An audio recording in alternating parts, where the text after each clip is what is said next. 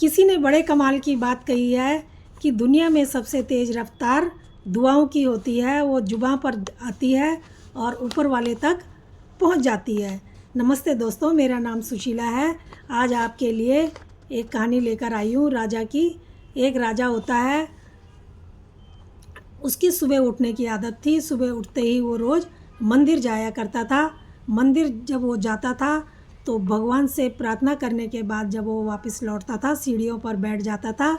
उसके अगल बगल में दो भिखारी बैठे होते थे। एक तो भगवान से प्रार्थना कर रहा होता था। वो कहता था, हे भगवान, तूने राजा को बहुत कुछ दिया, कुछ मुझे भी दे दो। दूसरा कहता था, हे राजा, तुझे ऊपर वाले ने बहुत कुछ दिया, कुछ मुझे भी दे दो। तो एक राजा से मांगता था और एक ऊपर वाले से मांगता था। ऐसे ही काफ़ी दिन हो गए। राजा उनकी बातों को इग्नोर करता था, रोज़ सुनता था और इग्नोर कर दिया करता था। एक दिन सोचता है कि मुझे कुछ करना चाहिए। वो मंत्री से कहता है, तो मंत्री उसको सलाह देते हैं। राजा को कहते हैं कि आपको ज़रूर उनकी मदद करनी चाहिए। तो राजा जो होता है मंत्री से कहता है कि क्या करूं। तो राजा कहता है, चलो खीर बनाई जाए और खीर दी जाए। तो मंत्री कहता है कि ठीक है, एक तो आपसे राजा से मांग रहा था जिसकी मदद आपको करनी चाहिए, और एक भगवान से मांग रहा था ऊपर वाले से, उसकी मदद तो ऊपर वाला खुद ही कर देगा। ऐसा ही किया जाता है। मंत्री खीर का एक बड़ा कटोरा भरता है और राजा कहते हैं कि इसमें कुछ सोने के सिक्के भी डाल दिए जाएं नीचे। अब उसमें सोने के सिक्के भी डाल दिए जाते हैं और खीर लेकर के मंत्री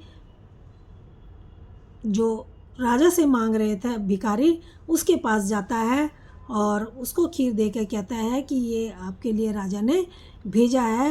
राजा वो खीर खाता है, बहुत खुश होता है, और जो बची हुई खीर होती है उसको नहीं खाई जा रही थी, वो दूसरे वाले भिखारी को दे देता है और वहाँ से चला जाता है।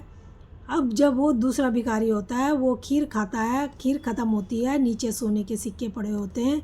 वो बहुत खुश होता है और वहाँ से चला जाता है जिसके लिए खीर भेजी थी।